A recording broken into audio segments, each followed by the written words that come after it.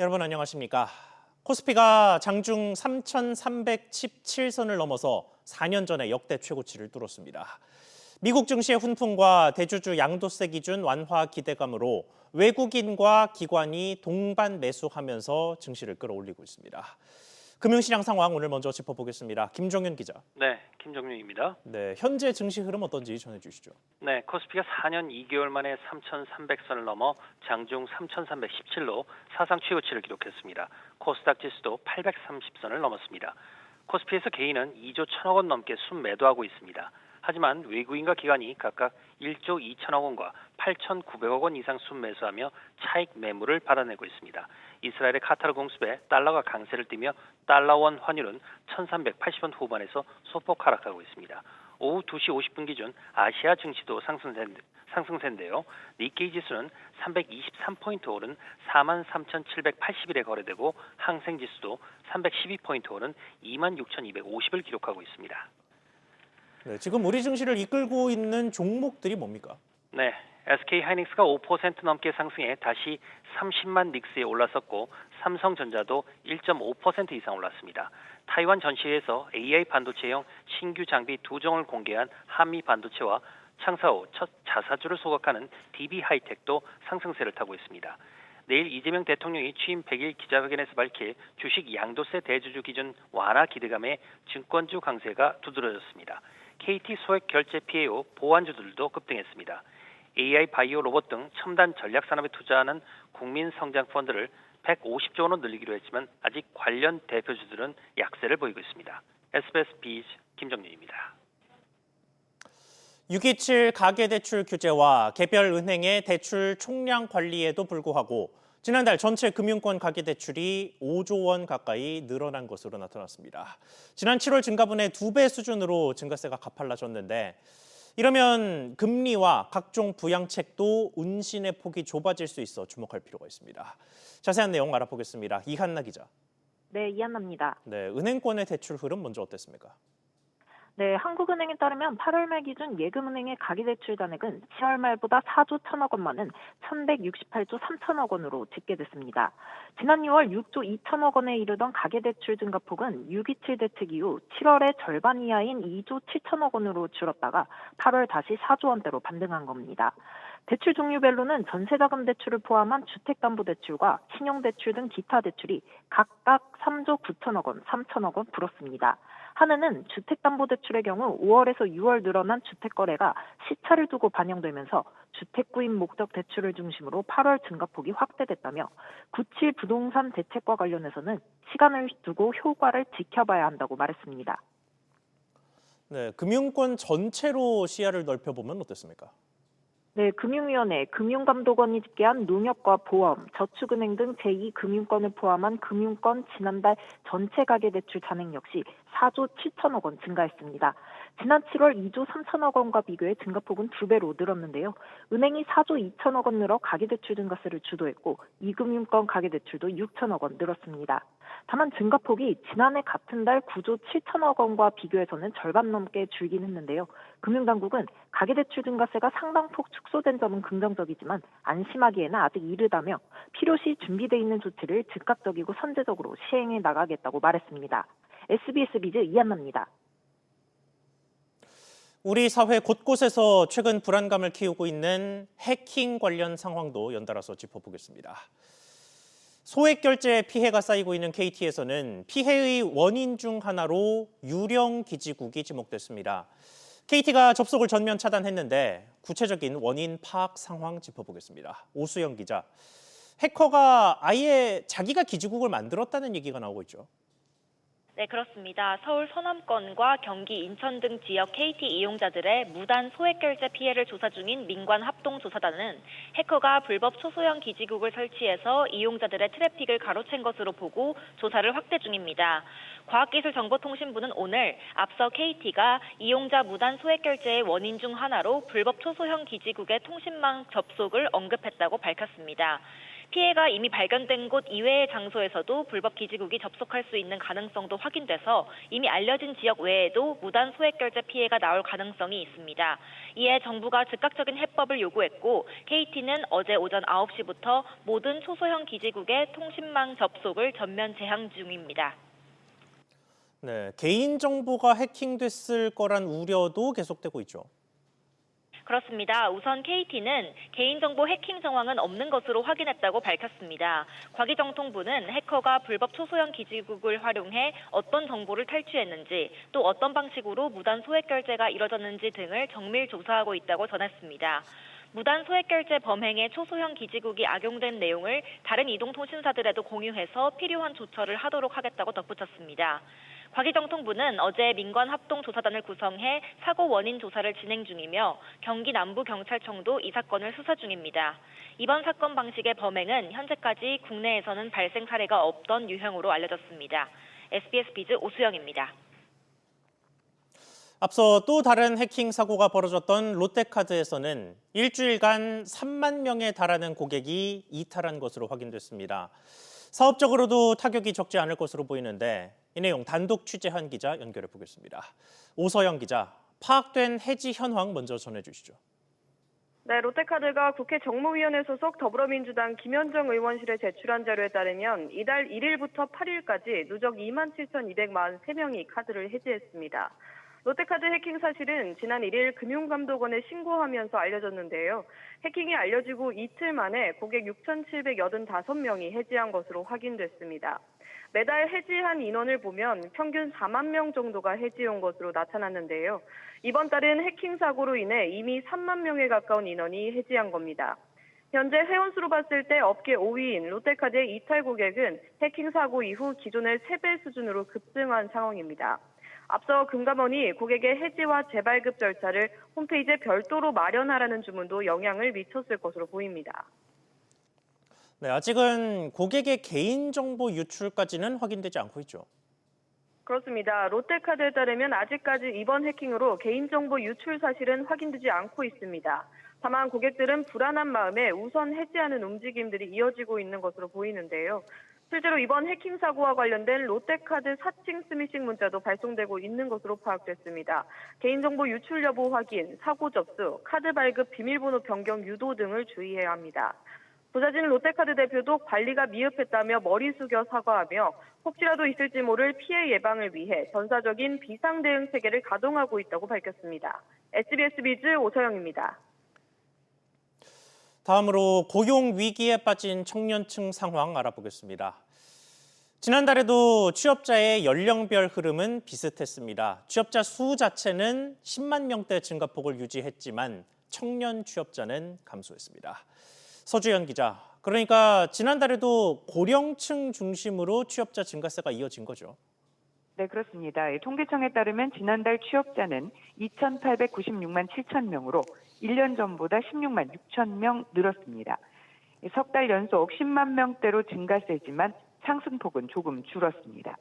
연령별로는 60세 이상 고령층 취업자가 40만 1,000명 증가한 반면 15세부터 29세까지의 청년층은 21만 9천 명이 줄었고 40대와 50대 중장년 취업자도 각각 7만 3천 명, 3만 8천 명 감소했습니다. 청년층의 고용률은 최근 1년 4개월째 하락세를 보이고 있는데요. 이 노년층을 중심으로 한 전체 고용률 상승과 대조적인 모습입니다. 특히 구직 활동도 하지 않는 쉬없음 인구 가운데 30대가 32만 8천 명으로 8월 기준 역대 최다입니다. 통계청은 최근 경력직 선호가 강화되고 수시 채용이 확산되면서 청년층에 불리하게 작용하고 있다고 설명했습니다. 네, 그러면 산업별로 나눠서 봤을 때는 어떻습니까? 네, 이 제조업과 건설업의 고용 한타는 여전했습니다. 제조업 취업자는 6만 1,000명 줄면서 1년 2개월 연속 감소했고 건설업 취업자도 13만 2천 명 감소하면서 1년 4개월째 줄어들고 있습니다. 국내 건설업황 부진이 쉽게 해소되지 않고 있는 데다가 대외적으로는 미국발 관세 악재가 지속되고 있어 제조업과 건설업의 고용이 개선될 조짐이 보이진 않고 있는 상황입니다. 이와 함께 한파, 폭염, 폭우 등 이산기온과 업종 비선호 등으로 농림, 어업 역시 장기 불황에 접어들고 있습니다. SBS 비즈 서주연입니다. 정부는 지원책 마련에 분주합니다. 청년들이 종잣돈을 모을 수 있도록 정부가 돈을 보태는 청년 미래 적금을 신설하고 구직 촉진 수당도 인상하는 한편 앞서 보셨던 이른바 쉬었음 청년을 직접 찾아내기로 했습니다. 정광현 기자. 네, 정광윤입니다. 네, 우선 이전 정부와 비슷한 적금 상품이 좀 나오는 것 같은데 자세한 조건이 어떻게 됩니까? 내년 신설되는 청년 미래적금은 개인소득 연 6천만 원, 소상공인은 연매출 3억 원 이하가 대상입니다. 이와 함께 가구 중위소득 200%, 올해 3인 가구 기준으론 월 1,005만 원 이하까지 신청할 수 있습니다. 월 최대 50만 원 적금을 부으면 해당 금액의 6%, 그러니까 최대 3만 원까지 정부 기여금을 보태주는데요. 중소기업 신규 취업 청년에게는 그 2배인 12%, 최대 6만 원을 지원합니다. 또 청년들 취업 기간이 길어지는 상황에서 생계 부담을 덜어주기 위해 구직 촉진 수당도 더 주기로 했습니다. 내년에 60만 원으로 올해보다 10만 원 인상하고 이후 단계적으로 늘려가겠다는 계획입니다. 네, 조금 더 직접적으로 취업과 연관된 지원은 어떤 게 있습니까? 네, 비수도권 중소기업에 취업한 청년에게 2년에 걸쳐 최대 480만 원의 근속 인센티브를 지급합니다. 원래 제조업 등 빈 일자리 업종 대상이던 청년 일자리 도약 장려금 범위를 확대한 겁니다. 더불어 농어촌 등 인구 감소 지역 청년에겐 최대 720만 원으로 지원액을 더 늘렸습니다. 또 취업 의지가 꺾인 청년들을 돕기 위해 데이터베이스를 구축하고 연간 약 15만 명의 장기 미취업 청년을 찾아서 지원 사업과 연계하기로 했는데요. 내년에 5만 명에게 AI 관련 교육을 제공하고 이 가운데 2천 명은 관련 직무 경험을 쌓을 수 있도록 하겠다는 방침입니다. SBS 비즈 정광윤입니다. 내야 할 세금보다 이미 낸 세금이 더 많아서 소득세를 환급받을 수 있는 납세자가 전국 150만 명에 달하는 것으로 나타났습니다. 안다면야 당연히 돌려받았을 텐데 몰라서 못 받는 경우가 많겠죠. 이에 국세청이 환급 안내를 시작했습니다. 엄하은 기자. 네, 어마은입니다. 네, 주로 어떤 사람들이 얼마나 환급을 못 받았습니까? 국세청에 따르면 찾아가지 않은 소득세 환급금 규모는 1,985억 원에 달합니다. 올해분까지 모두 147만 명이 환급금을 받을 수 있는데요. 대부분 소득세 환급금이 있다는 것을 몰랐거나 높은 수수료를 부담해 민간 서비스를 이용해 환급금을 받는 경우가 많은 것으로 나타났습니다. 이에 따라 국세청은 오늘부터 소득세 환급금 안내를 시작합니다. 주로 3.3% 원천 징수된 세금이 실제 부담할 세금보다 많은 배달라이더, 학원 강사 등 영세 인적 용역 소득자가 환급금 안내 대상인데요. 소득이 크지 않아 각종 공제를 적용하면 소득세 환급이 생기는 연금, 기타 소득자 등도 일부 포함됩니다. 네, 그러면 환급을 받기 위해선 어떻게 신청을 하면 됩니까? 모바일 앱인 손택스 접속 후 본인 인증을 거쳐 최대 5개년분 환급세액을 한 번에 확인한 후 계좌번호를 입력하면 됩니다. 이대로 신고하기를 눌러 한꺼번에 신청이 가능합니다. PC에서 홈택스 접속 시 종합소득세 원클릭 환급금 확인 화면으로 이동해 본인 인증 등을 거친 후 계좌번호를 입력하면 한꺼번에 신청할 수 있습니다. 만약 추가 공제 등이 있어 환급세액을 수정하고 싶다면 신고하면 이동을 눌러 환급 신고서를 수정 제출할 수 있습니다. SBS 비즈 엄하은입니다. 금융감독원이 전 업권에 대한 책무 구조도 점검을 예고한 가운데 증권사 중에서는 첫 타깃으로 신한투자증권이 대상에 오른 것으로 확인됐습니다. 지난해 1,300억 원대 대규모 내부 통제 부실 사고가 터진 가운데 이루어지는 점검이라 그 결과가 주목됩니다. 박규준 기자. 네, 박규준입니다. 네, 신한투자증권을 대상으로 하는 검사 내용 전해주시죠. 네, 금융감독원 금융투자검사 1국은 지난주에 이 신한투자증권 여의도 본사에 투입돼서 책무구조도 검사를 진행했습니다. 금감원은 특별한 배경이 있는 건 아니라고 말하고 있지만 지난해 불거졌던 대형 내부 통제 사고가 이번 대상자 선정에 영향을 줬을 거란 관측이 나옵니다. 신한투자증권은 지난해 10월에 ETF 유동성 공급자가 본연의 목적에서 벗어난 장내 선물 매매를 하다가 1,300억 원대 손실을 일으킨 사실이 드러났는데요. 현재 이억원 현 금융위원회 위원장 후보자와 이찬진 금융감독원장 모두 책무구조도 정착을 강조하는 상황에서 고강도 점검이 예상되는 상황입니다.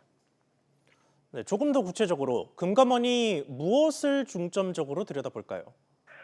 네, 아무래도 지난해 대형 손실 사고가 난 이후에 신한투자증권의 전반적인 내부 통제 시스템 구축과 작동 현황들을 살펴볼 걸로 보입니다. 또 지난 7월 책무구조도 시행 이전에 이루어졌던 사전 컨설팅 과정에서 이 금감원이 권고한 내용들이 반영이 됐는지도 점검 대상입니다. 신한투자증권은 금감원이 이해상충 우려가 있다고 개선을 권고한 이선훈 대표이사 이사회 의장 겸직을 지금까지도 유지하고 있는 상황입니다. 금감원은 순차적으로 다른 증권사에 대한 검사를 이어갈 예정인데요. 금감원 사전 개선 권고에도 박현주 미래에셋그룹 회장에 대한 책무부여를 받아들이지 않았던 미래에셋증권은 이달 초 GSO 글로벌 전략가인 박 회장에게 글로벌 사업 총괄에 대한 책무를 부여했습니다. 이에 앞서 증권사 책무구조 검사를 담당하는 금감원 검사국이 미래에셋증권 측을 불러서 면담하고 박 회장 책무 누락에 대한 우려를 전달했던 걸로 전해졌습니다. SBS 비즈 박규준입니다. 노보노디스크의 비만 주사 유명 치료제 위고비의 대항마로 등장한 19112의 마운자로가 출시 한 달 만에 품귀 대란을 맞았습니다. 처방을 받아도 약이 없어서 대기해야 하는 상황이라는데 취재기자 연결해서 알아보겠습니다. 이정민 기자, 지금 구체적인 상황이 어떻습니까? 네, 소비자가 몰려드는데 공급이 부족하다 보니 대형 병원과 규모가 큰 약국 위주로만 유통되고 있고 동네 약국에선 찾아보기 힘든 상황입니다. 온라인 커뮤니티상엔 마운자로를 처방받아도 약을 못 받았다며 선결제로 예약을 해야 한다. 마운자로 있는 약국을 찾아다니고 있다는 등의 글들이 많습니다. 마운자로는 지난달 14일 국내 출시돼 아직 한 달이 채 되지 않았는데요. 중국과 인도 등 수요가 더 큰 나라에 우선 공급되면서 국내 공급 물량이 충분하지 않은 것으로 전해집니다. 네, 마운자로는 신약들 중에는 다소 이례적으로 기존의 약과 직접 비교한 시험도 이루어졌는데 그 효과가 어느 정도였습니까? 네, 임상 결과상 마운자로의 체중 감소 효과가 위고비보다 높았습니다. 고용량까지 72주 동안 맞을 경우 체중 감소율이 평균 20.2%로 위고비의 13.7%보다 우월했습니다. 다만 이를 의식해 위고비가 할인에 나서면서 가격은 위고비가 더 저렴합니다. 가장 낮은 용량 기준 위고비는 약 22만 원, 마운자로는 약 28만 원 수준입니다. 하지만 위장장애나 췌장염 같은 부작용도 있는 만큼 오남용에 주의해야 합니다. SBS 비즈 이정민입니다. 명품 업체들이 최근 1년 사이에도 수차례 가격을 올리는 것도 모자라서 고객 서비스까지 축소하고 있습니다. 그렇게 한국에서 벌어들인 매출로 해외 본사 배당금은 점점 늘리고 있는데요.